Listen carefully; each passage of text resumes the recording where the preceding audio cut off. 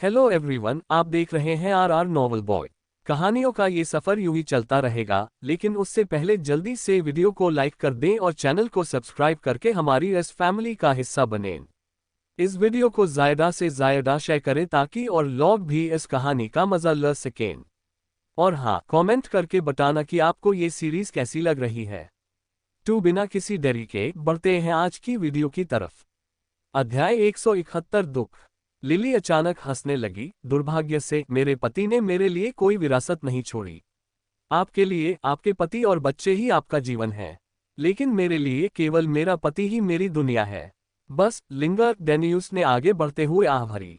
नहीं, कृपया एक क्षण प्रतीक्षा करें। सु वॉलिंग ने उसे रोक लिया। उसकी आंखों ने उस पर विनती भरी नजर डाली।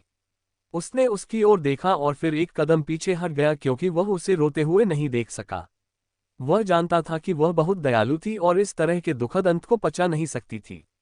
सु वॉलिंग ने गहरी सांस ली और फिर पीछे मुड़कर लिली की ओर देखा। लेकिन इससे पहले कि वह कुछ कह पाती, लिली की आंखों में एक हल्की निर्दयता चमक उठी और वह सु वॉलिंग पर चिल्लाई, मैं खुद को वेश्या बनते देखने के बजाय खुद को मार डालना पसंद करूंगी। इससे पहले कि वह अपना गला काटने की कोशिश करती, उसके हाथों में एक खंजर आ गया। नहीं, सु वॉलिंग जम गया। लेकिन इससे पहले कि लिली अपना गला काट पाती, एक छोटे से हाथ ने अचानक उसके हाथों को पकड़ लिया, जिससे उसका खंजर उसकी गर्दन से सिर्फ 1 इंच की दूरी पर रुक गया। लिली ने अविश्वसनीय रूप से उस लड़के की ओर देखा जो पहली नजर में 15 साल का लग रहा था। उसका पहला विचार ये था कि वह उस पर चिल्लाना चाहती थी, लेकिन ये देखकर कि दूसरा पक्ष 15 साल के बच्चे जैसा दिख रहा था, उसके चेहरे पर भ्रम की स्थिति पैदा हो गई और फिर धीरे धीरे स्पष्टता आ गई। मुझे अकेला छोड़ दो बेटा, मैं मरना चाहती हूँ। डेविस ने अपना मुंह खोलने से पहले गर्मजोशी से मुस्कुराते हुए कहा, बड़ी बहन, मुझे लगता है कि आपके दिवंगत पति नहीं चाहेंगे कि आप सिर्फ इसलिए आत्महत्या कर ले क्योंकि उनकी मृत्यु हो गई। लिली एक क्षण के लिए अचंभित रह गई, फिर उसने अपना सिर हिलाते हुए हल्की हंसी। अगर मैं अपना जीवन किसी अन्य पुरुष के साथ बिताऊंगी तो मेरे पास परलोक में उससे मिलने का चेहरा नहीं होगा। फिर उसने उसकी ओर अजीब नजरों से देखा, तो फिर अपना शेष जीवन अकेले बिताने के बारे में क्या ख्याल है? लिली उसके सवाल पर फिर से हंसी। छोटे बच्चे, तुम नहीं जानते कि दुनिया कैसे काम करती है। भले ही आप शांति से रहना चाहते हो, मुसीबत आपको ढूंढते हुए आती है। अगर मैं अकेला भी रहूं तो मेरा दिल अनजाने में ही अपने खालीपन को भरने के लिए किसी और की तलाश करेगा। ये बड़ी बहन पहले ही 80 साल जी चुकी है। आप कह सकते हैं कि मैंने एक आदर्श नश्वर जीवन जिया है। डेविस ने उसकी आंखों की ओर देखा, जिनमें एक हल्का सा दृढ़ संकल्प था। फिर उसने अपना मुंह खोला, बड़ी बहन, लगता है तुम किसी बात को लेकर गलत हो। ओह, मैं किस बारे में गलत हूँ? लिली ने अपनी आंखें सिकोड़ लीं। वह मुस्कुराया, मैं तुम्हें जीने के लिए मनाने नहीं आया हूँ, मैं तुम्हें मारने आया हूँ। लिली ने आश्चर्य से अपनी आंखें चौड़ी की और फिर हंसते हुए अपना सिर हिलाया। हाँ बच्चे, आपकी योजना मुझ पर काम नहीं करेगी। क्या हम जीने की मेरी इच्छा को तोड़ने की कोशिश कर रहे हैं? ऐसा नहीं है। मैंने सोचा था कि आपके दिवंगत पति आपको आत्महत्या का प्रयास करने के लिए मजबूर करने के कारण खुद से नफरत करेंगे। इसीलिए मैंने सोचा कि मुझे तुम्हें मार देना चाहिए ताकि मैं उसकी नफरत को अपने ऊपर इकट्ठा कर सकूं। लिली चौंक गई। यह आपकी बहुत दयालुता है, लेकिन मैं इतनी नीचे नहीं गिरी कि एक बच्चे को मेरी मौत का बोझ उठाना पड़े। वास्तव में यही कारण था कि उसने नेता डेनियस से उसे मारने के लिए कहा। यदि उसने ऐसा किया तो उसे स्वर्ग के क्रोध को सहते हुए खुद को मारने की जरूरत नहीं थी। अब यदि तुम इतनी कृपा करो कि हड़पना बंद कर दो। उसने अचानक अपने शब्द रोक दिए क्योंकि उसकी आंखों की रोशनी चली गई थी। डेविस द्वारा उसके कंधों को पकड़ने से पहले वह धीरे धीरे घुटनों के बल से बगल में गिर गई, जिससे वह गिरने से रुक गई। मुझे उम्मीद है कि बड़ी बहन पुनर्जन्म लेगी और अगले जन्म में आपके पति के साथ रहेगी। उसने बुदबुदाते हुए उसकी आंखें बंद कर दी और धीरे से उसे रेतीली जमीन पर लिटा दिया। मृत। सु वॉलिंग ने आंखें चौड़ी करके बुदबुदाया। पीछे मुड़ने और अपने पति को गले लगाने से पहले उसकी आंखों से आंसू बह निकले। डेनियुस ने उसे कसकर गले लगा लिया और वह रोने लगी, जबकि उसकी 2 बहनें चिंतित होकर उसे सांत्वना देने के लिए आगे आईं। हालांकि उसकी नजर उस आकृति पर टिकी हुई थी जो 15 साल के बच्चे जैसी दिखती थी। डेविस ने लिली की ओर देखा और आह भरी। उसकी हत्या के 2 कारण थे। एक, उससे उसके प्रति सहानुभूति थी और दूसरा, सबसे महत्वपूर्ण कारण ये था कि उसे जल्द से जल्द अपनी आत्मा को ठीक करने की आवश्यकता थी।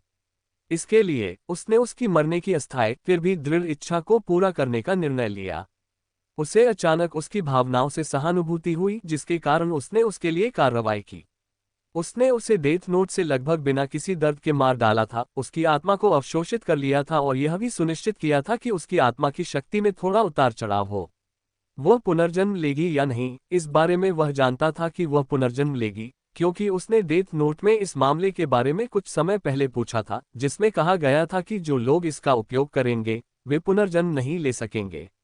Apparently, the soul essence of a person has 10 components, namely the 7 physical souls and 3 spiritual souls. When a person dies, the spiritual soul enters the cycle of reincarnation, while the physical souls remain and rot in or around the dead body. What the death note absorbs are the physical souls which are yin in nature as opposed to the spiritual souls which are yang in nature. So what he absorbed from all the victims were only the 7 physical souls of their soul essence, not their 3 spiritual souls. As for whether she will reunite with her husband or not, it was up to fate. A few moments passed before Daniel stopped embracing Su Wuling and stepped in front of her as he opened his mouth coldly. Who are you? ये सुनकर Davis डेनियूस की ओर देखने लगा, लेकिन इससे पहले कि वह कुछ कह पाता, एक चिंतित आवाज गूंजी। वह डेविस है, एक बच्चा जो अपने मालिक की मृत्यु के बाद अभी अभी पहाड़ों से निकला है। मैंने उसे क्रूर गिद्ध के चंगुल से बचाया। सु हुआलिंग ने जल्दी से परिचय कराया। फिर उसने बताया कि उससे मिलने के क्षण से क्या और सब कुछ हुआ। वे तीनों कहानी का उसका हिस्सा सुनकर आश्चर्यचकित रह गए, हालांकि उनके मन में कुछ संदेह थे। अध्याय 172 डब, क्या तुम सच में हो? वह अकेले ही क्रूर गिद्ध के रिश्तेदारों से लड़ने और उन्हें मारने में कामयाब रहा। सु हुआबिंग ने अपने चेहरे पर एक अचंभित अनुभव के साथ पूछा। उसने लाल रंग का लबादा पहना हुआ था और चेहरे पर घूंघट था, लेकिन उसकी आंखें सु हुआलिंग जैसी ही थीं। उसके छोटे मखमली रंग के बाल थे जो उसकी गर्दन तक पहुंचते थे, उसकी पहली बहन के विपरीत जिसके बाल कमर तक लंबे थे। वह सु हुआलिंग की दूसरी बहन है, जबकि दूसरी तीसरी बहन है। सु हुआलिंग ने गंभीरता से अपना सिर हिलाया, जिससे वे संदेह में अपनी आंखें झपकाने लगे। वह देख सकती थी कि वे उस पर बिल्कुल विश्वास नहीं करते थे। मैं समझ गया, डेनियुस ने अपनी ठोड़ी पकड़ी और सिर हिलाया। फिर वह आगे बढ़ा और बोला, लिंग उसकी आत्मा की खेती आपसे अधिक होने के कारण ये स्वाभाविक है कि आप उसके भेष के माध्यम से नहीं देख सकते। डेविस ने अपनी आंखें सिकोड़ते हुए कहा, मैं एक इंसान हूं। डेनियुस ने लिली के शरीर पर नजर डाली और कहा, और उसने हमारे क्लाउड स्प्रिंग भाड़े के सैनिकों के एक सदस्य को मार डाला। क्या तुम उसे भी नहीं मारने वाले थे? डेविस ने शांत चेहरे से पूछा। डेनियुस ने हल्का दबाव डालते हुए जवाब दिया, यह अलग बात है। मैं क्लाउड स्प्रिंग भाड़े के सैनिकों का नेता हूं, और एक तरह से मेरे पास उसके जीवन और मृत्यु का फैसला करने का अधिकार है। क्या आप ये कहना चाह रहे हैं कि मुझे आपके क्लाउड स्प्रिंग भाड़े के सैनिकों में शामिल होना होगा? डेविस ने अपने दांत पीस लिए और अपने घुटनों को थोड़ा नीचे कर लिया। वह डेनियस द्वारा छोड़े गए थोड़े से दबाव को भी झेलने में असमर्थ था। जरूरी नहीं, हम आपका असली रूप भी नहीं जानते। इसके अलावा लिली ने मुझे उसे मारने के लिए कहा था, तुम्हें नहीं। उसके पैर कांप रहे थे, लेकिन उसके चेहरे पर अभी भी एक शांत भाव था। ओह, तो आप विश्वास नहीं करेंगे कि मैं एक इंसान हूं। तो फिर आप वास्तव में क्या चाहते हैं? क्लाउड स्प्रिंग भाड़े के सैनिकों के नेता डेनियुस, मैं चाहता हूं कि तुम मेरे एक भी हमले का सामना करो। यदि आप ऐसा करते हैं तो आप मेरे क्लाउड स्प्रिंग मर्सिनरी को छोड़ने या उसमें शामिल होने के लिए स्वतंत्र हैं। डेनियुस ने उस पर दबाव डालना बंद कर दिया। डेविस ने अपनी आंखें चौड़ी कर लीं। अब वह शांत भाव नहीं रख सका। क्या तुम मुझसे मजाक कर रहे हो? तुम चाहते हो कि मैं मर जाऊं? मैं आपके दबाव का सामना भी नहीं कर सकता। वह जानता था कि अगर डेनियुस ने उस पर लापरवाही से हमला भी किया तो वह मारा जाएगा। वह केवल इतना समझ पाया कि दूसरा पक्ष संभवतः निम्न स्तरीय छठे चरण के कृषक से अधिक मजबूत था। बेशक मैं अपनी आत्मा की खेती का उपयोग करूंगा। डेनियस पति, आप ऐसा नहीं कर सकते। सु हुआलिंग डेविस के सामने खड़ी हो गई और अपने पति को रोक लिया। तो फिर मैं खुशी से आपके प्रस्ताव को स्वीकार करूंगा, भाड़े के नेता डेनियुस। डेविस मुस्कुराया। उनमें दूसरे पक्ष के आत्मिक हमले का बचाव करने का आत्मविश्वास था। आखिरकार आत्मा को विकसित करना सबसे कठिन था। वह जानता था कि उनकी आत्मा की खेती के बीच बहुत अधिक असमानता नहीं होनी चाहिए, लेकिन उसने जांच करने की हिम्मत भी नहीं की।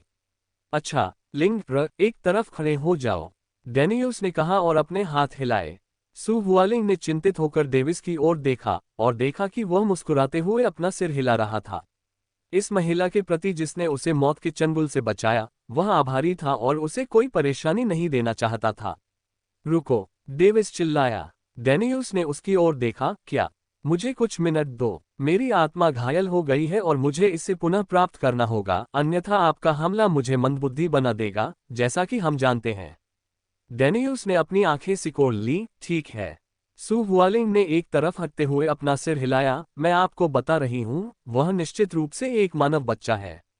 उसने डेनियूस को एक आत्मा संदेश भेजा। मैं बस ये सुनिश्चित कर रही हूं, जवाब आया, जिससे वह शांत हो गई।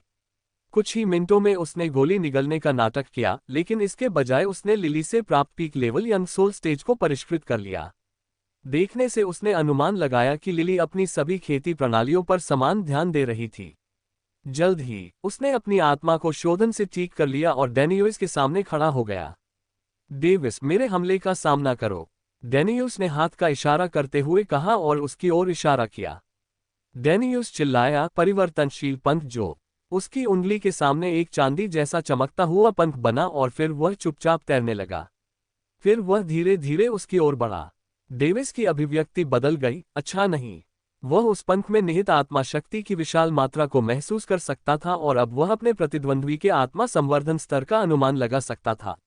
डेनियूस निम्न स्तरीय एल्डर सोल चरण, सोलफोजिन खेती के 5वें चरण तक पहुंच गया था। डेविस फुसफुसाया और एक चमकती रोशनी ने उसे घेर लिया। पवित्र आत्मा ढाल। चांदी जैसा चमकता पंख अवरोध के पास पहुंचा और अचानक बड़ा हो गया, जिससे उसकी पुतलियां फैल गईं। तारांकन बूम। तारांकन। एक बड़ा विस्फोट गूंज उठा, जिससे डेनियूस के चेहरे पर एक अचंभित भाव उभर आया और उसने कहा, मध्य स्तरीय वयस्क आत्मा अवस्था। वह रुकना चाहता था, लेकिन तब तक बहुत देर हो चुकी थी। जब डेनियूस ने आत्मा अवरोध डाला तो उसे अपनी आत्मा की खेती के स्तर का एहसास हुआ और उसे अपनी इंद्रियों पर विश्वास नहीं हुआ। पिछली बार जब डेविस ने लिली को मार डाला था तो उसे डेविस की आत्मा की शक्ति में उतार चढ़ाव महसूस हुआ था, लेकिन जब उसने जांच की तो वह उसकी आत्मा की साधना का अनुमान नहीं लगा सका था। इसलिए उन्हें आधा यकीन था कि डेविस एक बूढ़ा विशेषज्ञ है जो कुछ करने के लिए मानव बच्चे का वेश धारण कर रहा है, लेकिन अब ऐसा नहीं लगता था।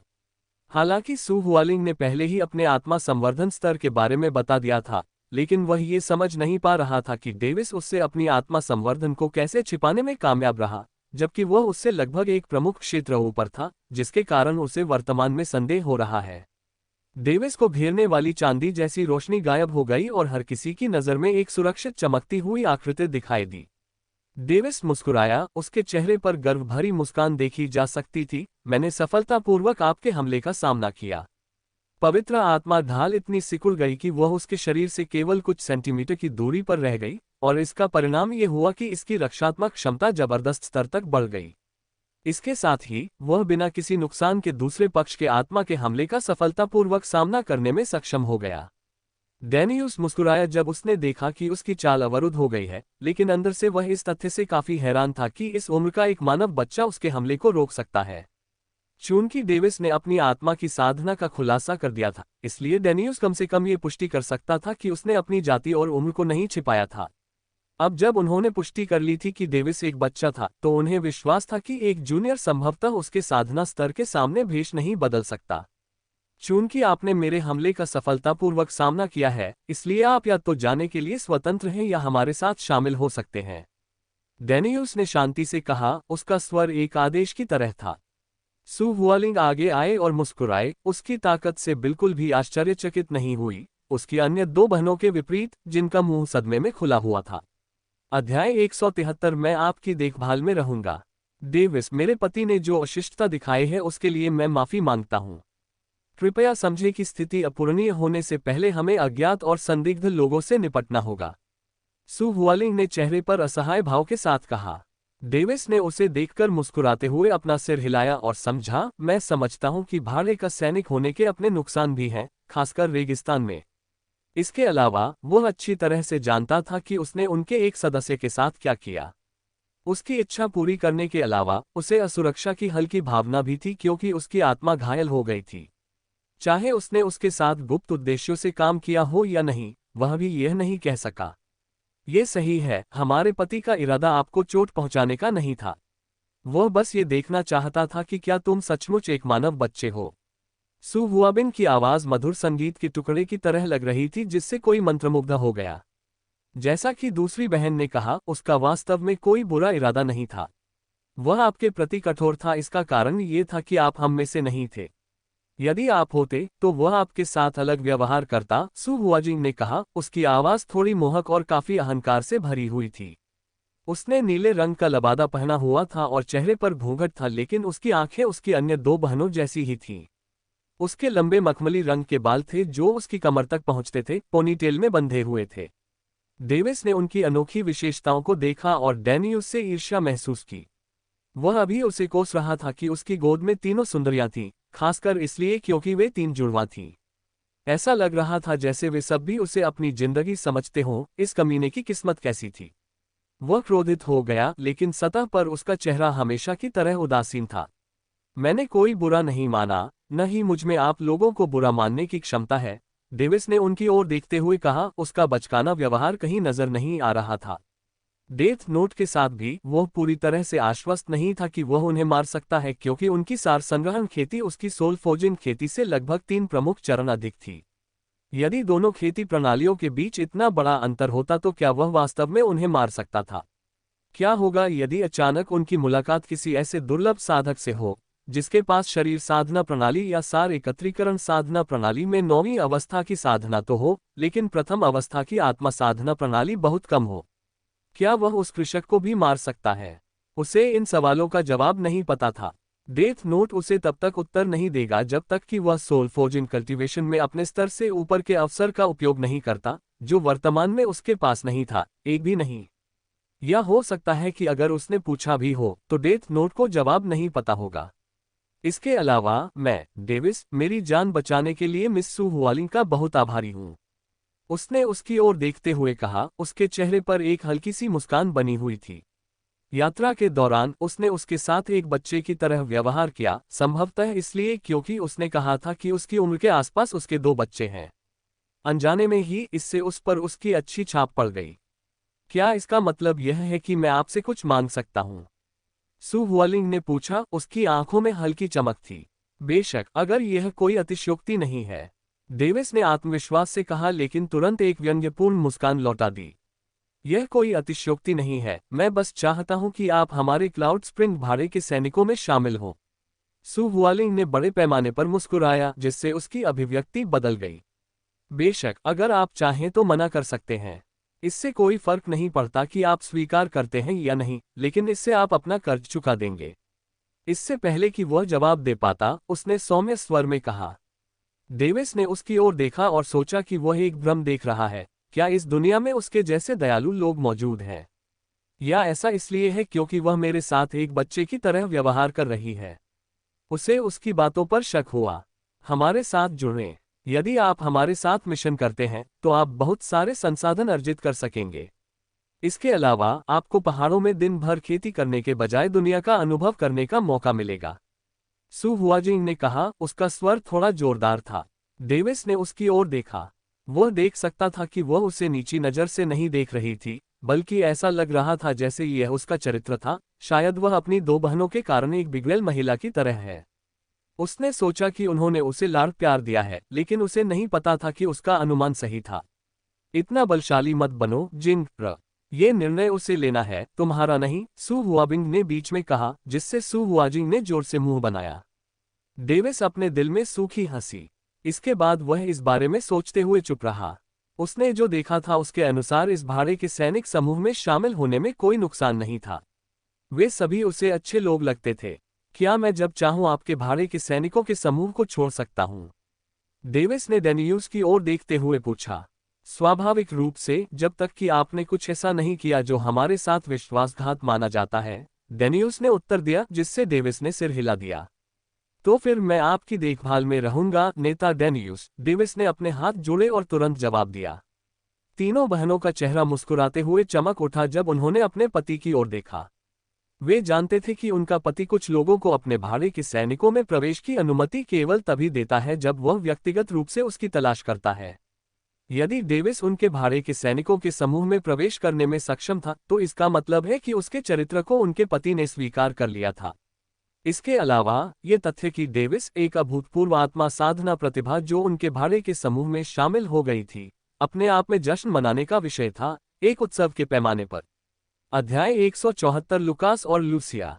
मामला सुचारू रूप से समाप्त हो गया और डेविस को अपने शिविर में रहने के लिए जगह दी गई तथा साथ ही उसे अपना एक छोटा सा परिचय भी दिया गया। एक उंगली के झटके में 2 दिन बीत गए। डेविस को यह देखकर बहुत आश्चर्य हुआ कि ये लोग कितने सुसंस्कृत थे, उन लोगों से भिन्न जिन्हें वह दुष्ट समझता था। ऐसा लग रहा था जैसे वे एक ही परिवार से थे, जहां उनमें से प्रत्येक एक दूसरे की संगति का आनंद लेता था, जहां तक वह देख सकता था। इस दृश्य ने डेविस को सिहरन पैदा कर दी। ये वैसा नहीं होना चाहिए जैसा कि भाड़े के सैनिकों का अड्डा होना चाहिए, है ना? यह उसका विचार था, लेकिन उसने इसे अब और परेशान नहीं होने दिया। उन्होंने इस विचार पर विचार किया कि क्या वह किसी भ्रम में फंस गए हैं, लेकिन जांच के बाद ऐसा प्रतीत नहीं हुआ। कुछ ही समय में वह यही नहीं रुके, बल्कि क्लाउड स्प्रिंग मर्सिनरीज के सदस्यों से जानकारी एकत्र की कि यहाँ चीजें कैसे काम करती हैं। उनकी उपस्थिति से अन्य लोगों में काफी संदेह उत्पन्न हो गया, क्योंकि उनके नेता ने उन्हें यह नहीं बताया कि वे एक प्रतिभाशाली व्यक्ति हैं। लेकिन यह अफवाह फैलने में अधिक समय नहीं लगा कि इस नौसिखिए ने 5वें चरण के नीचे एक ही हमले में कई क्रूर गिद्धों को मार डाला।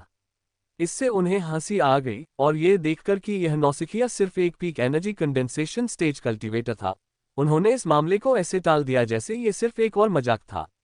उन्होंने कहा कि उन्होंने उसके साथ अच्छा व्यवहार किया और चीजों को कठिन नहीं बनाया क्योंकि वे उसे अपना मानते थे। तुम कुछ अजीब कह रहे हो। अब जब मैं इसके बारे में सोचता हूं, तो दक्षिणी दिशा में उजाड़ मैदानों की सीमाओं के पास ऊर्जा में तीव्र उतार चढ़ाव था। पिता ने कहा कि यह एक स्थानिक उतार चढ़ाव था जो या तो किसी खजाने के अस्तित्व में आने के कारण हुआ था या किसी शक्तिशाली अस्तित्व के शून्य में घुसकर पौराणिक अमर चरण में प्रवेश करने के कारण हुआ था। एक व्यक्ति जो 15 साल के बच्चे जैसा दिखता था, युवा और आकर्षक था, उसकी आंखों में श्रद्धा चमक रही थी। उस समय ये यहाँ हर किसी के लिए बात करने का एक गर्म विषय था। हाँ, मैं समझ गया, ये संभवतः कोई खजाना होगा, है ना? डेविस ने गहरी निगाह से जवाब दिया। हाँ, मुझे तुम्हें निराश करना पड़ेगा। विशेषज्ञ उस स्थान पर उमड़ पड़े, लेकिन वहां एक भी खजाना नहीं था और न ही कोई शक्तिशाली अस्तित्व था। युवक व्यंग्यात्मक ढंग से हंसा। उसका जवाब सुनकर डेविस मुस्कुराया और सोचा, लगता है वह भाग गई। उस मुस्कान का क्या मतलब है? ओह, क्या ऐसा हो सकता है कि जब आपने कहा कि आपके स्वामी की मृत्यु हो गई, तो आपका मतलब ये था कि वह अब इस दुनिया में नहीं है बल्कि अमर चरण में चढ़ गए हैं? मेज पीटते हुए युवक खड़ा हुआ और आंखें चौड़ी करके चिल्लाया। कई लोगों की नजरें उनकी ओर गईं, लेकिन डेविस बस हंसे और अपना सिर हिलाया, जिससे युवक निराश हो गया। लानत है, अपने अनुमान को नकारते हुए युवक उदास लग रहा था। ये युवक सू हुआलिंग का पुत्र था जो उम्र में डेविस के करीब था। उन्होंने सफेद रंग का सुनहरा लबादा पहना था जिससे वह किसी बड़े परिवार के युवा मालिक की तरह लग रहे थे। हे, बड़ा भाई लुकास भ्रमित और असंवेदनशील है। मैं उनकी ओर से माफी मांगता हूँ। एक 14 वर्षीय आकर्षक लड़की, जिसकी आवाज साफ थी और जिसकी आंखें सू हुआलिंग से काफी मिलती जुलती थीं, जब वह उनके पास बैठी तो उसके चेहरे पर मुस्कुराहट के भाव थे। उसकी आंखें और बाल गहरे काले थे जबकि उसकी नाक मनमोहक थी। उसने हरे रंग का रेशमी लबादा पहना था जो उस पर अच्छा लग रहा था। स्वाभाविक रूप से वह सू हुआलिंग की बेटी थी, लेकिन डेविस उसकी मुस्कुराती हुई अभिव्यक्ति नहीं देख सका क्योंकि उसने घूंघट भी पहना हुआ था। डेविस ने हंसते हुए कहा, माफी मांगने की कोई जरूरत नहीं है, बड़ी बहन लूसिया। उन्होंने अब काला लबादा नहीं पहना, बल्कि अपनी पोशाक बदलकर भाड़े के सैनिकों की वर्दी पहन ली, जो क्लाउड स्प्रिंग भाड़े के सैनिकों के लिए सामान्य थी। उनकी भाड़े की पोशाक नीले और हरे रंग की थी, जबकि उनकी छाती के हिस्से पर उस प्रतीक की कढ़ाई की गई थी जो एक झरने जैसा दिखता था जिसके ऊपर बादल थे। प्रतीक फीका लग रहा था, जैसे कि वह लंबे समय से वहां था, जिससे नीरसता का एहसास हो रहा था। इस तरह का प्रतीक क्लाउड स्प्रिंग मर्सिनरीज में अस्तित्व के सबसे निचले स्तर के अलावा और कुछ नहीं था, और अब वह इसमें एक भर्ती के अलावा और कुछ नहीं था। रैंकों में आगे बढ़ने के लिए उसे पर्याप्त क्लाउड स्प्रिंग अंक अर्जित करने होंगे और साथ ही साथ अपनी साधना भी बढ़ानी होगी।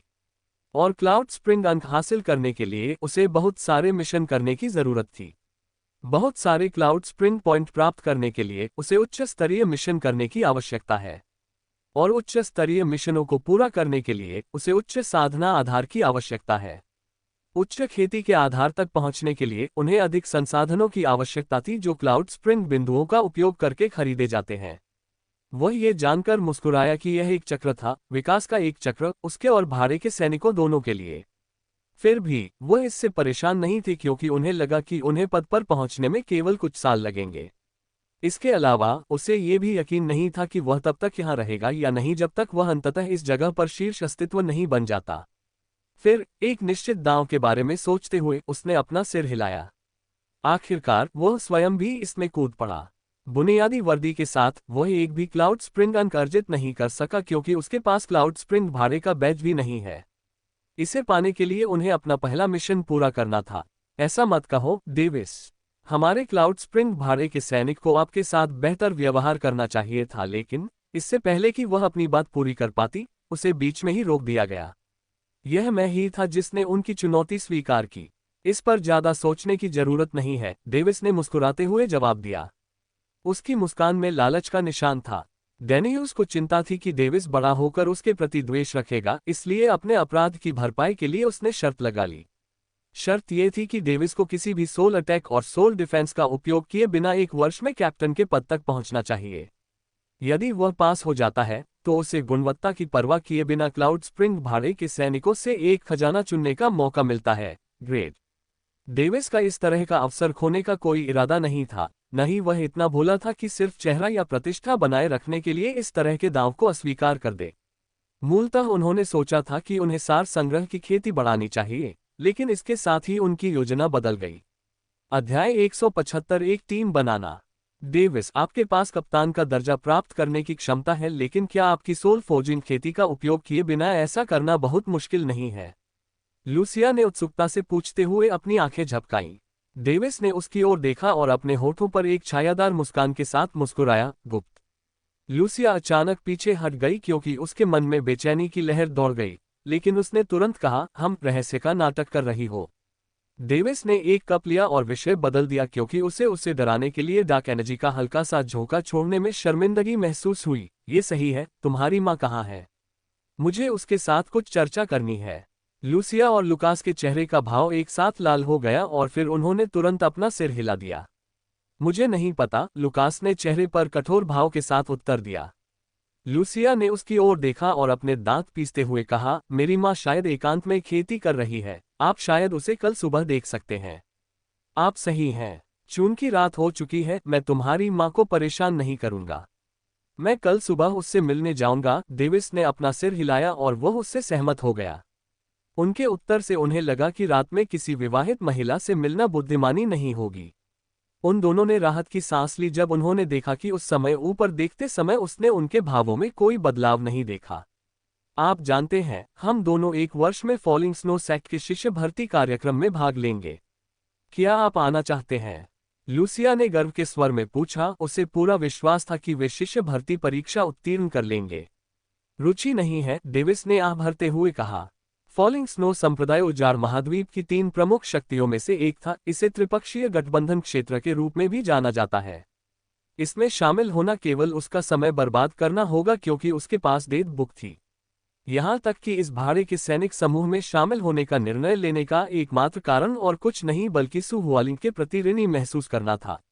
अन्यथा वह उनसे परिचित होने के बाद ही चला गया होता। अब इसमें शामिल होने पर यदि वह कप्तान का दर्जा प्राप्त कर लेता है तो उसे मुफ्त में कुछ मिलेगा। कितना प्यारा सौदा है। सिर्फ इसलिए अहंकारी मत बनो क्योंकि तुम आत्मा निर्माण साधना के प्रतिभाशाली हो। यदि आप 3 प्रमुख शक्तियों को कम आंकते हैं तो आपको पता नहीं चलेगा कि अगले दिन आपको किसने मारा। लूसिया ने असंतोष से भरा स्वर में कहा। पिता हमेशा हमें 3 प्रमुख शक्तियों से सावधान रहने के लिए कहते हैं और मुझे लगता है कि वह बिल्कुल सही है। लुकास ने शक्तिशाली स्वर में कहा, जैसे कि वह अपने पिता की कही हर बात पर विश्वास करता हो। ओए, मैं उन्हें कम नहीं आंक रहा हूं। मैं उनका हिस्सा नहीं बनना चाहता। डेविस ने व्यंग्यात्मक ढंग से हंसते हुए कहा। इतना शक्तिशाली स्थान सत्ता के लिए लड़ने वाले आंतरिक गुटों से भरा होना तय है, जिससे आंतरिक अव्यवस्था पैदा होगी। वह इस मामले में ऐसा कुछ भी नहीं चाहता था। तो तुम नहीं आ रहे हो? लुकास ने निराश होकर पूछा। वह चाहता था कि डेविस उसके साथ फॉलिंग स्नो सेक्ट तक जाए। मैं नहीं हूं, डेविस ने तुरंत जवाब दिया जैसे कि यह सच हो। लूसिया ने आह भरी और अपनी ठोड़ी को अपने हाथों पर टिका लिया। चिंता मत करो भाई, हम यहाँ लगभग 8 महीने तक रहेंगे। इस बीच हम डेविस को उसके मिशन में मदद कर सकते हैं। वह मुस्कुराई क्योंकि वह अपने भाई की डेविस से दोस्ती करने की इच्छा को देख सकती थी। आखिरकार उनके आयु वर्ग में उनके बराबर कोई नहीं था जिसे वे मित्र कह सकें। लुकास की आंखें चमक उठी। तुम सही हो, हम इस बीच डेविस की मदद कर सकते हैं। वह डेविस से दोस्ती करना चाहता था क्योंकि उसे इस जगह पर उसकी उम्र के आसपास कोई नहीं मिला। इससे वह बेहद ऊब गया, जिससे उसकी बहन ही एकमात्र ऐसी बहन बन गई जिसके साथ वह खुल सकता था। उसकी आंखें अचानक धुंधली हो गईं क्योंकि वह संदेह किए बिना नहीं रह सका। क्या आप सोचेंगे कि पिता और माता इसकी अनुमति देंगे? लूसिया ने उसकी ओर देखा और हंसते हुए चुपचाप घूरने लगी। कुछ सोचने के बाद लुकास ने पलकें झपकाईं और व्यंग्यपूर्वक हंसा। उनकी माँ ही थी जिन्होंने उन्हें डेविस के साथ मैत्रीपूर्ण संबंध बनाने के लिए भेजा था।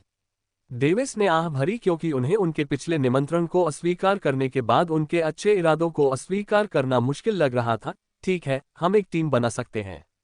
इसके अलावा वह केवल इसलिए सहमत हुआ क्योंकि वह जानता था कि वे मजबूत थे और उनकी प्रतिभा की तुलना शर्ली से की जा सकती थी। अल्पविराम। आन महम्मा एक सुडौल आकृति से एक कामुक कराह निकली जो वर्तमान में एक मर्दाना सिलहूट के नीचे है। सुडौल आकृति, जो निस्संदेह एक खूबसूरत महिला थी, संभोग की तीव्रता से कांप उठी जब उसने अपने पैरों को उसकी पीठ के चारों ओर लपेटकर उस आदमी को गले लगा लिया। उसकी तेज सांसों के साथ पसीना और पसीना भी आ रहा था क्योंकि उसकी तीखी आंखें उस आदमी की आंखों में गहराई से देख रही थी जो उसके साथ जुड़ गया था। पति, तुम मुझे गर्भवती कर दोगे? उसकी आवाज अविश्वसनीय रूप से मोहक लग रही थी और उसका शरीर चरमोत्कर्ष के बाद के प्रभावों से जोर से हिल रहा था।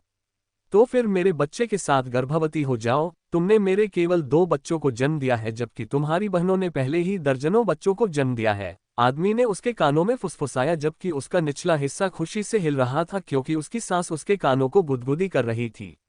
वह आदमी अपनी महिला की ओर देखते हुए मुस्कुराया और उसके होठों को गहराई से चूमा जिससे वह गहरी दबी हुई कराह निकालने लगी। ये दोनों कोई और नहीं बल्कि डेनियुस और सू हुआलिंग थे। वह उसके होठों से अलग हो गया और जोर लगाते हुए अपने कूल्हों को हिलाने लगा जिससे वह कराहने लगी। काफी लंबे समय के बाद वे दोनों एक साथ चरमोत्कर्ष पर पहुंचे जब वह आनंद से कांप रही थी और अपने शरीर में तबाही मचाने की कोशिश कर रही थी। कुछ क्षण बाद वे अलग हो गए और एक दूसरे को गले लगाते हुए एक दूसरे के बगल में लेट गए। मैं गर्भवती होने जा रही हूँ। हे भगवान, ये 16वीं बार था जब तुमने इसे मेरे अंदर आने दिया। सू हुआलिंग ने उसके पेट पर घेरे बना लिए और शर्मिंदगी से मुंह बना लिया। डेनियुस ने खुशी से हंसते हुए उसकी कमर पकड़ ली। उसने उसके माथे को चूमा और कहा, अगर ऐसा नहीं होता तो तुम अपनी बहनों की तुलना में मेरे अधिक बच्चों को जन्म दे पाती। सू हुआलिंग ने सिर हिलाते हुए मुस्कुराते हुए कहा, इसका जिक्र मत करो। बहुत पहले आपने हमें बचाया था, आपने मुझे ठीक करने के लिए कड़ी मेहनत की थी और आखिरकार मैं 15 साल पहले बच्चे को जन्म देने में सक्षम थी। बस यही बात मायने रखती है। अध्याय 176 एस्टन की यात्रा। डेनियुस मुस्कुराया और उसके सिर पर थपथपाया, फिर वह हंसा। तुम बच्चों से इतना प्यार करती हो कि तुमने एक अज्ञात मूल के बच्चे को भी बचाया। खैर, यह तुम्हारा पहला मौका नहीं है, सिवाय इसके कि वह बच्चा इस उजाड़ मैदान में तुम्हारे द्वारा बचाए गए अन्य बच्चों से अधिक शक्तिशाली है। अब जब मैं इसके बारे में सोचती हूँ तो आखिरी बार मैंने एक बच्चे को 30 साल पहले बचाया था, उसने एक प्यारा सा चेहरा बनाते हुए जवाब दिया। आप जो भी करें, मुझे पता है कि यह सबसे अच्छा है, लेकिन मैं इस नए बच्चे के बारे में निश्चित नहीं हूं जिसे आपने बचाया है।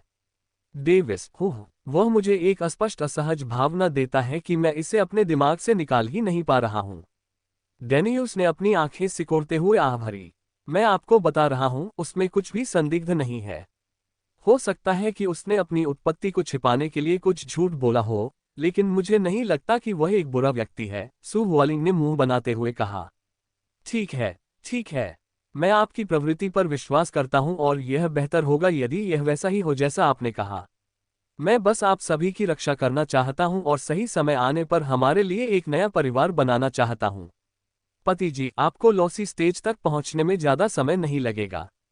एक बार जब आप इसे प्राप्त कर लेंगे तो आप 9वें चरण तक पहुंचने से बस एक कदम दूर होंगे। डेनियुस ने अपनी भौहें उठाईं, सिवाय इसके कि वह कदम अविश्वसनीय रूप से दूर है, आप जानते हैं।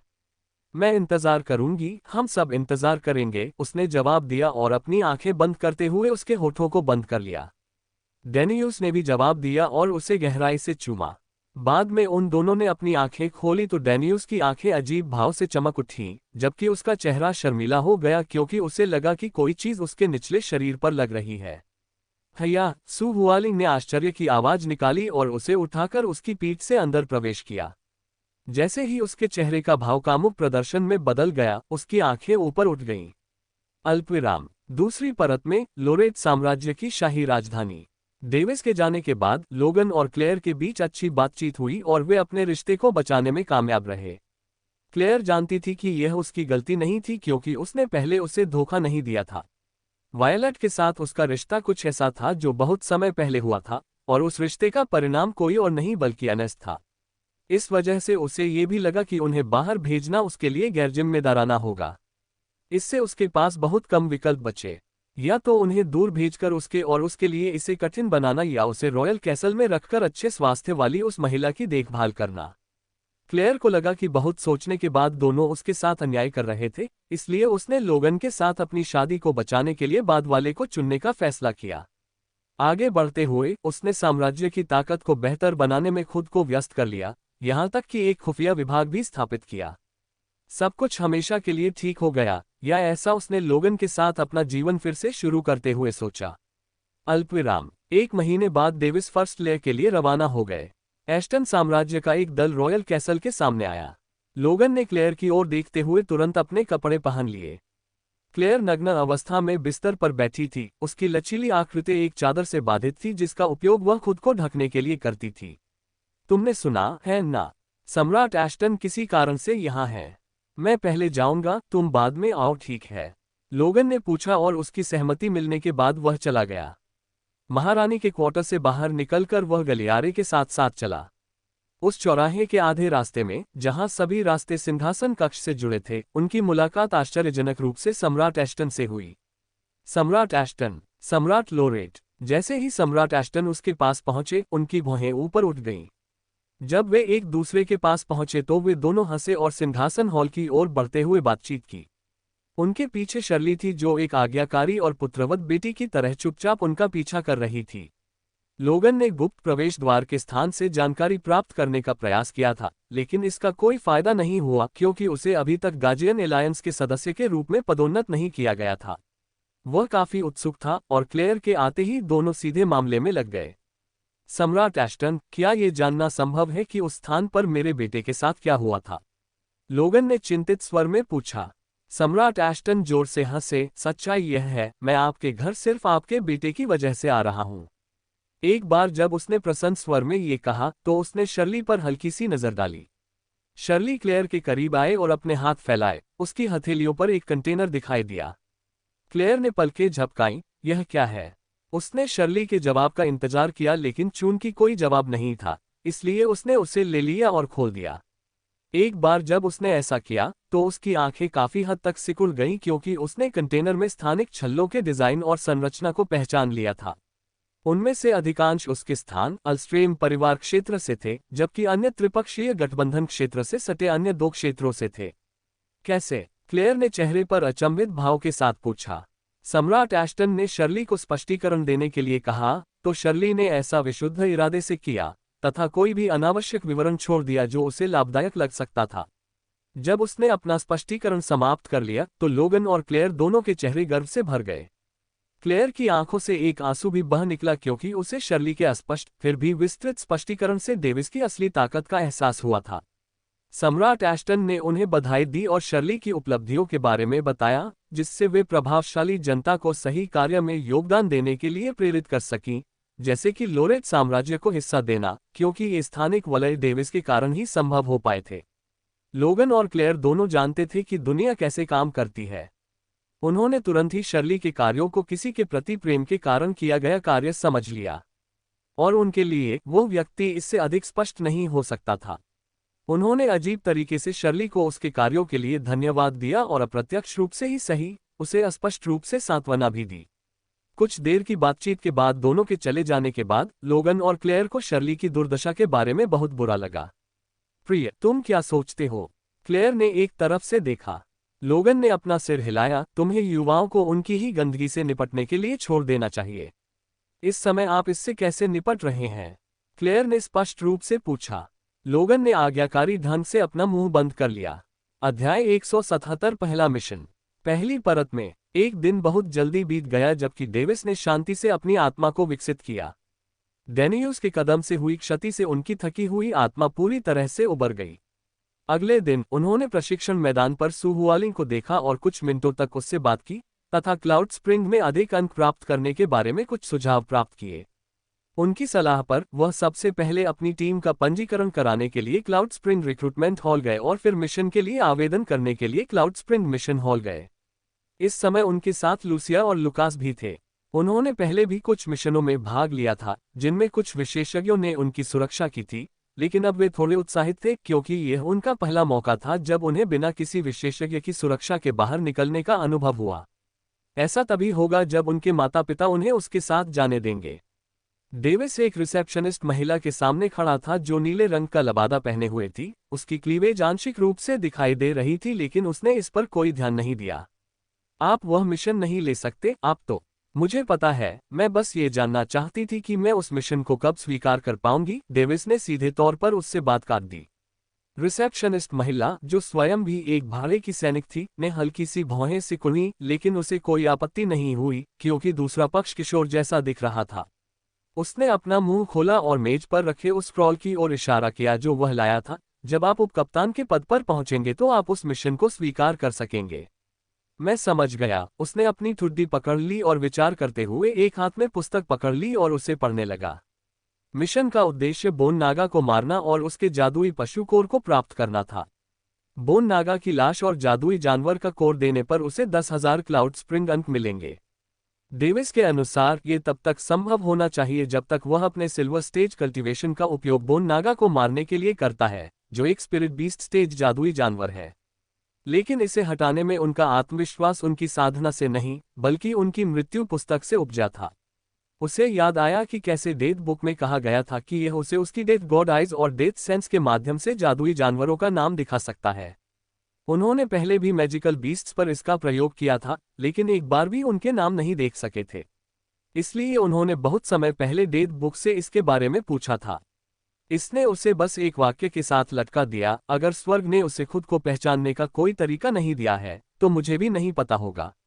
मृत्यु पुस्तक के इस कथन से उन्हें यह एहसास हुआ कि यह सर्वशक्तिमान नहीं है। सौभाग्य से ये बोन नागा एक पृथ्वी श्रेणी का जादुई जानवर था, जिसका अर्थ है कि जब यह आत्मा जानवर अवस्था में पहुंचा तो इसे चेतना प्राप्त हुई होगी।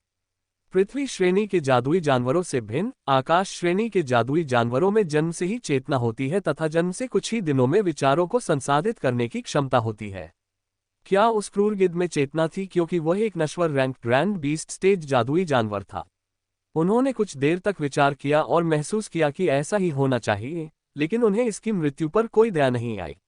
इसने उस पर हमला किया, इसलिए उसे इसकी मौत का कारण बनने में कोई झिझक नहीं थी, और इसके अलावा ऐसा लग रहा था कि क्लाउड स्प्रिंग भारे के सैनिक उस समय पहले से ही बदला लेने के लिए निकले थे।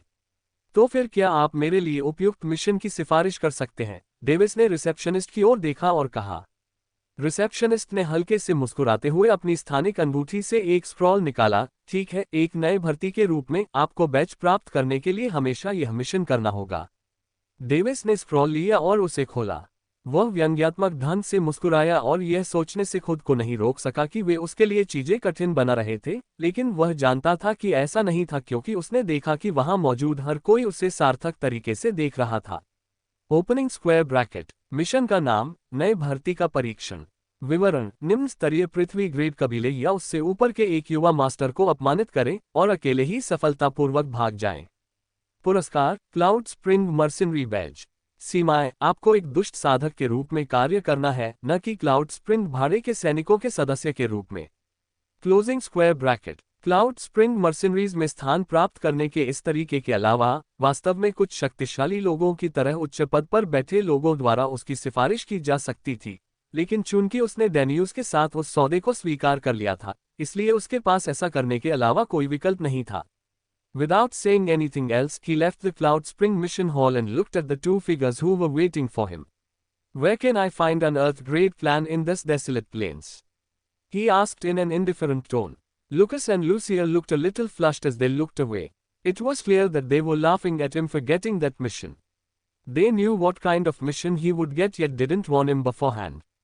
This was clearly bullying, albeit there were no ill intentions in their actions. Davis was unperturbed as he waited for them to calm down their emotions. Finally, Lucia took a deep breath and said solemnly, "Do." Davis narrowed his eyes, waiting for her reply. "Do you?" She gazed at him as if she was measuring him. He blinked and questioned curiously, "Do what?" "क्या तुम हिम्मत करते हो?" "Plebeian." "Puffet." "हा हा हा." Lucia और Lucas उसकी ओर इशारा करते हुए फिर से हंसने लगे। डेविस ने उदासीन चेहरा बनाए रखा, हालांकि वह स्वयं हंसने के कगार पर था। कुछ क्षण बीतने के बाद लूसिया अंततः शांत हुई और बोली, "बस लुकास, इस मजाक को जारी रखने का कोई मतलब नहीं है क्योंकि डेविस इसे समझ नहीं पाएगा।" ये सुनकर लुकास ने हंसना बंद कर दिया और हल्के से मुस्कुराया। "हाँ, वह पहाड़ों से है।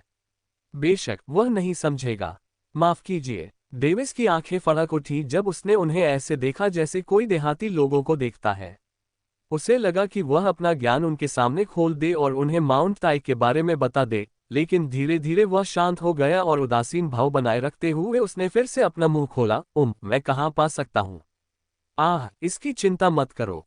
मैं मार्ग प्रशस्त करूंगी।" इससे पहले कि वह इसके बारे में कुछ कह पाती, उसके मन में एक आवाज गूंज उठी। "युवा मिस, मास्टर ने आपको वापस बुलाया है।"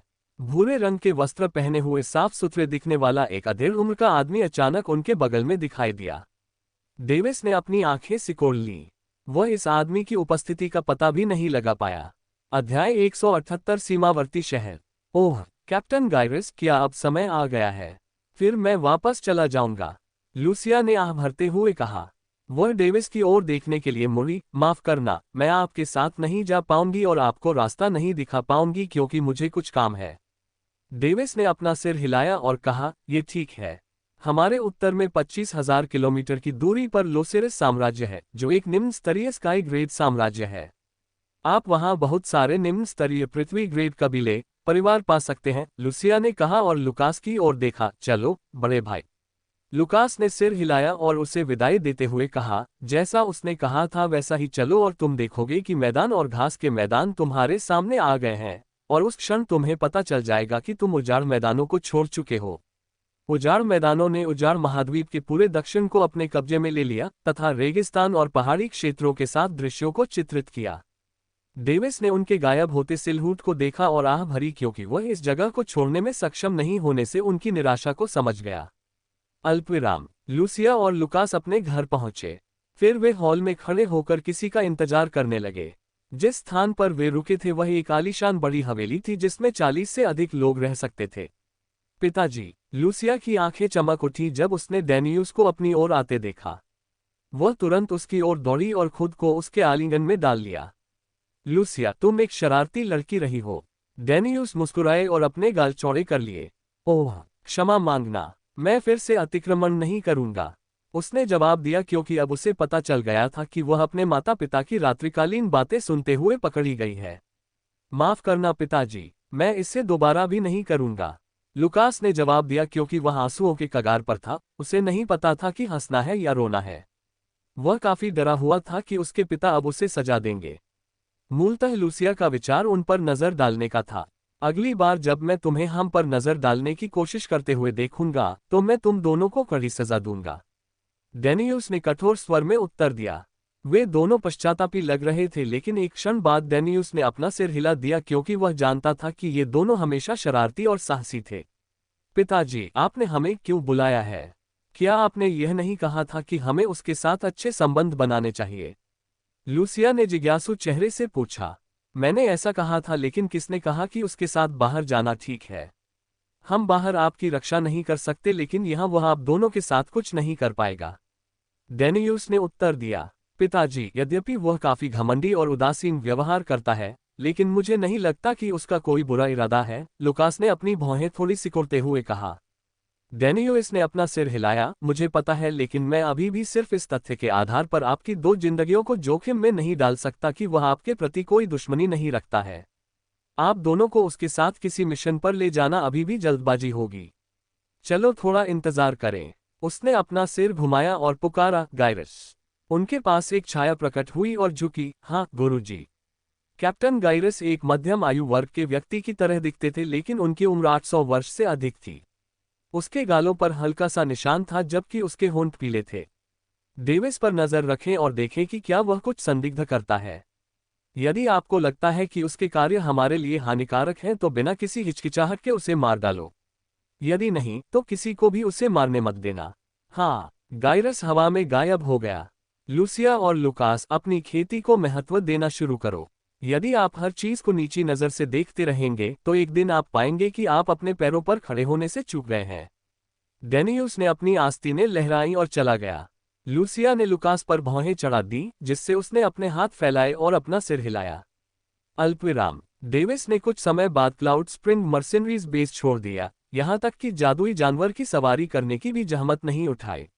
वह अकेले ही उत्तर की ओर चला गया और उसने जमीन पर भारी पैरों के निशान छोड़े जो धीरे धीरे रेत में दब गए। अपनी सिल्वर स्टेज बॉडी कल्टीवेशन के साथ उन्हें ल्यूसेरिस साम्राज्य की सीमा तक यात्रा करने के लिए केवल आधे दिन की आवश्यकता थी। आखिरकार एक ही मिनट में वह 20 किलोमीटर तक की यात्रा करने में सक्षम हो गए। उन्होंने बिना आराम किए पूरी गति से दौड़ने का फैसला किया ताकि वह जल्द से जल्द सीमाओं तक पहुंच सके और मिशन पूरा कर सके। इसके अलावा इस तरह की तेज हवा जो उसके चेहरे को छू रही थी, उसके बालों को फड़फड़ा रही थी, उसे इस तरह का एहसास बहुत पसंद था। ये बहुत बुरी बात है कि वह उड़ नहीं सका क्योंकि वह अभी भी रिवॉल्विंग कोर स्टेज तक नहीं पहुंचा था। अपनी यात्रा के आधे रास्ते में उन्होंने उजाड़ मैदानों को छोड़ दिया। आधा दिन बीत गया क्योंकि उसकी दृष्टि रात को प्रतिबिंबित करती थी। डेविस अंततः रुक गया और अपने सामने के दृश्य को देखने लगा। सड़कों पर घूमते लोग, अज्ञात फिर भी मानवीय वास्तुकला की इमारतें पलक झपकते ही उसकी आंखों में प्रतिबिंबित हो गईं। पीछे देखने पर उसने देखा कि कुछ सैनिक खराब ढंग से डिजाइन किए गए कवच में लिपटे हुए बढ़ी हुई बाढ़ के चारों ओर गश्त कर रहे थे। आगे देखते हुए वह फिर से चलने लगा। वह अभी कुछ सेकंड पहले ही इस सीमावर्ती शहर में पहुंचे थे। अपनी आत्मा की साधना का उपयोग किए बिना भी वह इन सैनिकों से आगे निकलने में सक्षम था जो सड़क किनारे ठगों के रूप में जर्जर दिखते थे। आगे बढ़ते हुए उसने भौहें सिकुड़ी। लगता है यहाँ अपना लक्ष्य ढूंढना मुश्किल होगा, डेविस ने अपना सिर हिलाते हुए सोचा। जैसे जैसे वह चलता रहा उसने एक इमारत देखी जो स्पष्ट रूप से एक सराय जैसी दिखती थी। वह सराय की ओर चला गया और उसमें प्रवेश किया, जिससे दरवाजे पर घंटी बज गई, जिससे अंदर मौजूद लोग सतर्क हो गए। आपका स्वागत है। ओह, आप एक बच्चे हैं। क्या आप रहने के लिए जगह चाहते हैं? थोड़ी बूढ़ी दिखने वाली एक बूढ़ी महिला ने चिंतित स्वर में पूछते हुए अपनी आंखें झपकाईं। डेविस ने चुपचाप अपना सिर हिलाया। तो फिर ये 10 सोने के सिक्के होंगे। उसने अपने हाथ बढ़ाए और अपनी मुट्ठियां खोली जहां 10 सोने के सिक्के दिखाई दे रहे थे। बूढ़ी महिला ने उसे ले लिया और उसे एक चाबी सौंप दी तथा धैर्यपूर्वक उसे निर्देश दिया कि उसे अपने कमरे में प्रवेश करने के लिए किस दिशा में जाना होगा। डेविस ने सिर हिलाया और एक शब्द भी कहे बिना अपने कमरे में चला गया। अध्याय 179 युवा मास्टर। डेविस स्वाभाविक रूप से अब आराम करना चाहता था क्योंकि वह जानता था कि उसे इस जगह पर कोई युवा गुरु नहीं मिलेगा। यदि उसे कोई मिल भी जाए तो वह उसके लिए बेकार हो सकता है क्योंकि वह युवा स्वामी निम्न श्रेणी के कबीले या परिवार से हो सकता है। उन्होंने कहा। अपने कमरे में प्रवेश करने के बाद उन्होंने धीरे धीरे अपनी आत्मा की भावना फैलाने से पहले कुछ मिनटों के लिए आराम किया। उसकी आत्मा फैल गई और सीमावर्ती शहर को पूरी तरह से घेर लिया। जब वह कई वार्तालापों को सुन रहा था और उन पर ध्यान केंद्रित कर रहा था तो उसके दिमाग में ढेर सारी जानकारी, छवियां, दृश्य संसाधित हो रहे थे। उन्हें पता चला कि इस शहर का नाम एल्मर टाउन था, जिसमें एक टाउन लॉर्ड था जो एक बॉडी ट्रांसफॉर्मेशन स्टेज कल्टीवेटर था, जो सार इकट्ठा करने की खेती का चौथा चरण था। उन्होंने 2 युवा मास्टर जैसी शख्सियतों को एक दूसरे से झगड़ते, खूब झगड़े, रात में अफे और यहां तक कि हत्याएं करते देखा। उसने अपनी आत्मा की भावना को पुनः प्राप्त किया और एक गहरी सांस ली। पहली नजर में ये शहर काफी शांतिपूर्ण लग रहा था, लेकिन अब उन्हें समझ में आ गया कि यहाँ भी कई अंतर्धाराएं हैं, ठीक वैसे ही जैसे किसी भी स्थान पर जहां विशेषज्ञ मौजूद होते हैं। मैं 1 साल में वह चुनौती पूरी कर लूंगा जो उसने मुझे दी थी और भाड़े के सैनिकों को छोड़ दूंगा, डेविस ने विचार करते हुए कहा और अपना निर्णय लिया। अगर वह जल्द ही मजबूत बनना चाहते हैं तो बेहतर होगा कि वह निकट भविष्य में अकेले खेले। कम से कम क्लाउड स्प्रिंग मर्सिनरीज में कुछ दिनों तक रहने के बाद वह इसी निष्कर्ष पर पहुंचा था। यद्यपि वहां के लोग अच्छे और मित्रवत लग रहे थे, फिर भी नेता को उस पर बहुत अधिक संदेह था। वह जानता था कि नेता का उस पर संदेह करना बिल्कुल ठीक है और जैसे ही वह अपनी बेगुनाही साबित करेगा, ये और भी बेहतर हो जाएगा, लेकिन उसके मन में ऐसा कोई विचार नहीं था। ये सब इसलिए क्योंकि यह एक थकाऊ काम लग रहा था। इसलिए उन्होंने पुरस्कार प्राप्त करने के बाद ही छोड़ने का निर्णय लिया, जो उन्हें पर्याप्त क्लाउड स्प्रिंग अंक प्राप्त करने के बाद ही प्राप्त होगा। इससे उन दोनों को लाभ होगा, न कि उनके द्वारा लिए गए निर्णय से उन्हें नुकसान होगा। इस शहर के सामान्य ज्ञान के बारे में जानने के लिए उत्सुक होकर उन्होंने फिर से अपनी आत्मा का विस्तार किया। ऐसी बहुत कम बातचीत हुई जिनसे उनकी रुचि झलकती थी, लेकिन उनमें से अधिकांश वयस्क बातचीत से भरी हुई थी। उन्होंने अपने नियंत्रण से उन बातों को छान लिया और एक ही समय में कई बातचीत सुनी। मैंने सुना है कि लोसेरिस साम्राज्य की 20वीं राजकुमारी का विवाह फेलोअर साम्राज्य के दूसरे राजकुमार से कर दिया गया है, जो उसकी उपपत्नी होगी। वे ऐसा क्यों करेंगे? एक अधेड़ उम्र की महिला जो सुंदर लग रही थी, ने सवाल किया, जबकि उसकी भौहें हल्की सी भौहें सिकोड़ रही थीं। क्या तुम्हें पता नहीं? मैंने सुना है कि आधे साल पहले भोज के दौरान दूसरे राजकुमार ने उसके साथ दुर्व्यवहार किया था।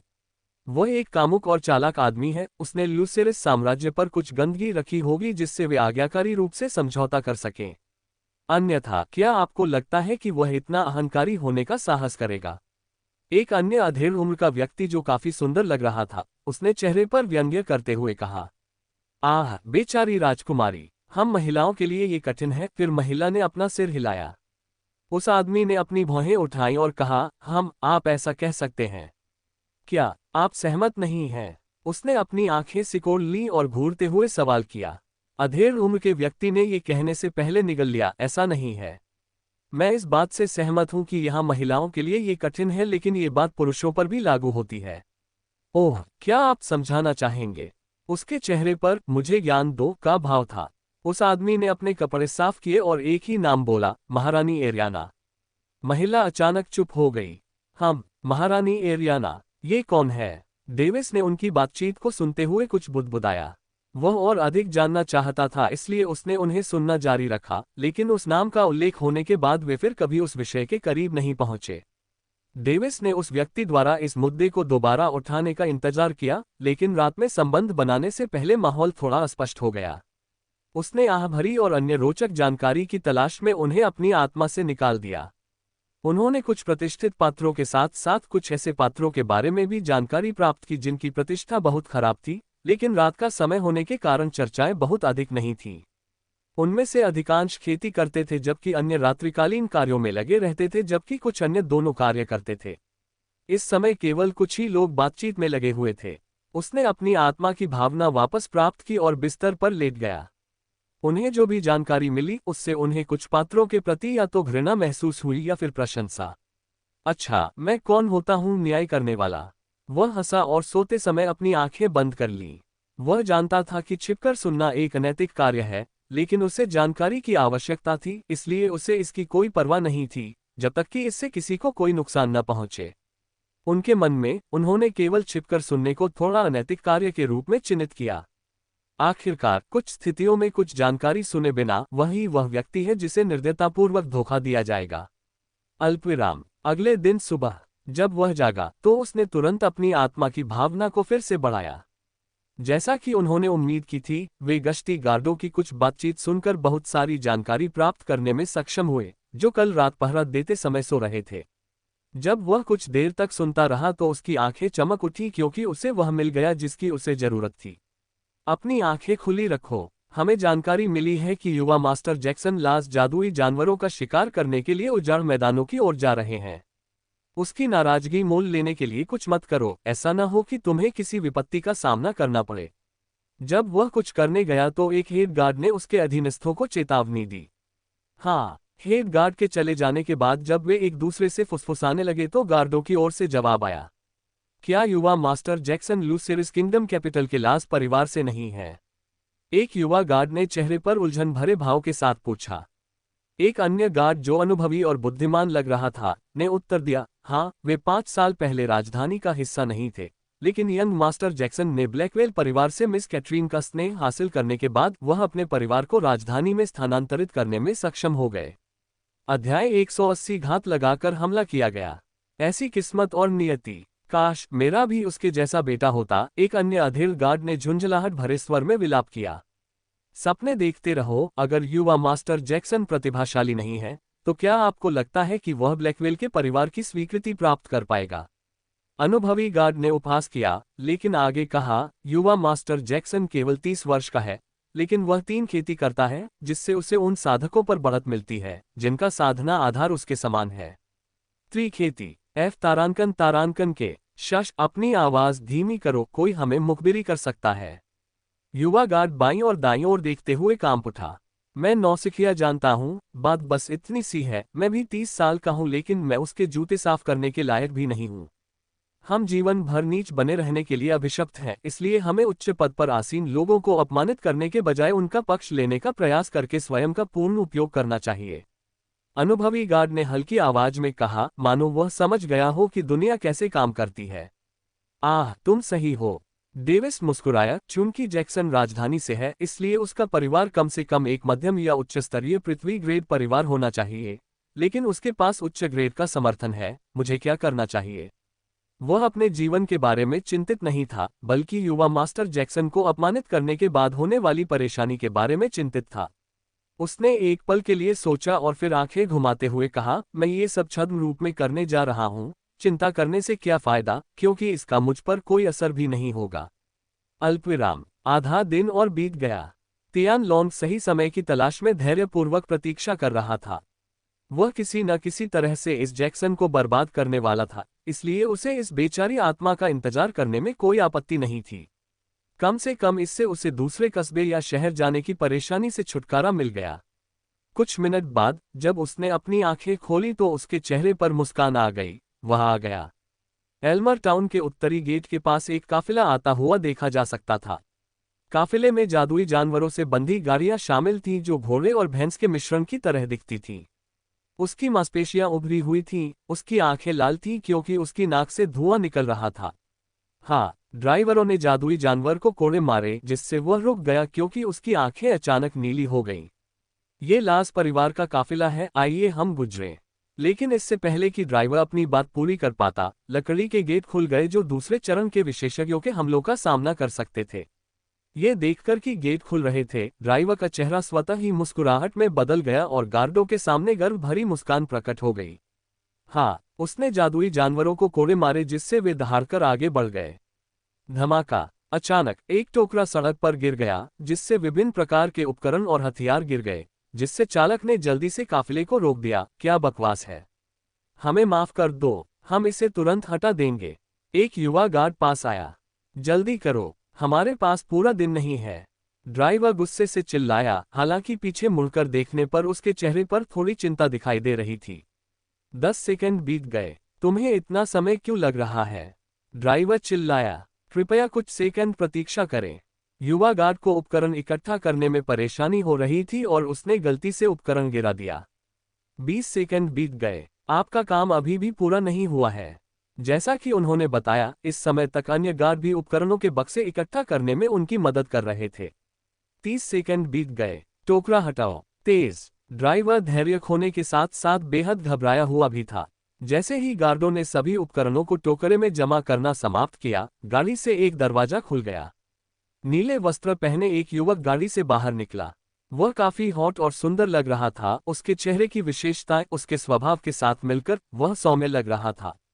उसके घने काले बाल थे जो एक पोनीटेल में बंधे हुए थे जो उसकी कमर तक पहुंच रहे थे।